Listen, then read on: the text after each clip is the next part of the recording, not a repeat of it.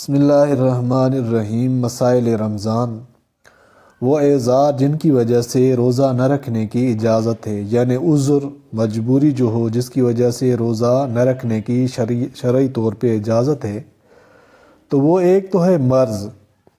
اگر کسی بیمار کو مسلمان دیندار ماہر ڈاکٹر یہ کہہ دے کہ آپ روزہ نہ رکھیں، روزہ رکھنا آپ کے لیے نقصان دہ ہے، تو ایسی صورت میں بیمار کے لیے روزہ نہ رکھنے کی شرعاً اجازت ہے۔ بعد میں اگر وہ تندرست ہوا تو قضا رکھے گا، ورنہ فدیہ دے گا، ڈاکٹر ماہر دیندار بھی ہو۔ اگر ڈاکٹر ظاہراً باشرع نہ ہو لیکن نماز روزے کا پابند ہو تو اس کے قول کا اعتبار کیا جا سکتا ہے۔ اگر کسی بیمار کو اپنے تجربے یا دوسروں کے تجربے سے یہ یقین یا غالب گمان ہو جائے کہ اس بیماری میں روزہ رکھنا میرے لیے نقصان دہ ہے، تو اس صورت میں روزہ نہ رکھنے کی گنجائش ہے۔ اور تیسری صورت، اگر کسی بیمار کو علامات سے معلوم ہو جائے کہ روزہ میرے لیے نقصان دہ ہے تو روزہ چھوڑنے کی شرعاً اجازت ہے۔ ان تین صورتوں کے علاوہ محض خیالات کی وجہ سے روزہ چھوڑنا جائز نہیں۔ اور اگر کسی اس کے علاوہ جو ہے روزہ چھوڑنا جائز نہیں ہے۔ اگر کسی بیمار کو مسلمان دیندار ڈاکٹر یہ کہہ دے کہ آپ روزہ نہ رکھیں، روزہ رکھنا آپ کے لیے نقصان دہ ہے، تو وہ روزہ نہ رکھنے کی اجازت ہے۔ نقصان دہ ہونے کا مطلب فقہائے کرام رحمہم اللہ نے یوں بیان کیا ہے: جان جانے کا خطرہ ہو، یا کسی عضو کے ضائع ہونے کا خطرہ ہو، یا بیماری زیادہ ہونے کا خطرہ ہو، یا بیماری طویل ہونے کا خطرہ ہو۔ اگر کسی بیماری کے لیے دن کے وقت دوائی لینا ضروری ہو تو ایسے مرض کے لیے بھی روزہ نہ رکھنے کی اجازت ہے۔ اگر کوئی بیمار بیماری سے ٹھیک ہوا لیکن اگر روزے شروع کرے گا تو بیماری لوٹ آئے گی، لوٹ آنے کا یقین یا غالب گمان ہو تو کچھ دن روزے نہ رکھے۔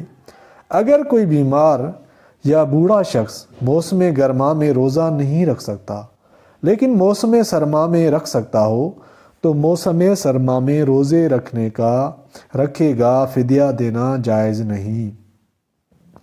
اگر کوئی شخص روزہ رکھ کر نماز کھڑے ہو کر نہیں پڑھ سکتا تو وہ روزہ رکھے اور بیٹھ کر نماز ادا کرے۔ اور اسی طرح سفر، اگر کوئی شخص حالت سفر میں ہو تو اس کے لیے شرعاً روزہ نہ رکھنے کی اجازت ہے، یعنی روزہ چھوڑنے پر وہ گنہگار نہ ہوگا۔ البتہ اگر حالت اطمینان ہے تو روزہ رکھنا بہتر ہے۔ عوام چونکہ سفر کے مسائل سے واقف نہیں ہے، اس لیے وہ دیگر احکام کی طرح روزے میں بھی کوتاہیاں کرتی ہے۔ اس لیے چند مسائل کا تذکرہ یہاں ضروری سمجھتا ہوں۔ اگر کوئی شخص 77.24 کلومیٹر سے کم سفر کر رہا ہو تو اس کے لیے روزہ چھوڑنا جائز نہیں، کیونکہ کم از کم جو ہے نا 77 کلومیٹر سفر کا ہونا ضروری ہے۔ اور اگر کوئی شخص 77 کلومیٹر سفر کرنے کا ارادہ تو رکھتا ہے لیکن سحری کے وقت مقیم ہے تو روزہ رکھے گا۔ پھر اگر سفر میں تکلیف زیادہ ہو جائے تو روزہ توڑ سکتا ہے، البتہ شروع دن سے رکھنا ضروری ہے۔ اور اگر کوئی شخص سفر پر گیا لیکن منزل پر پہنچنے کے بعد اس کی نیت وہاں 15 دن یا زیادہ ٹھہرنے کی ہے تو روزہ رکھے گا، کیونکہ 15 دن یا زیادہ قیام کی صورت میں وہ مسافر نہ رہا۔ البتہ اگر 15 دن سے کم ہو تو روزہ چھوڑنے کی اجازت ہے۔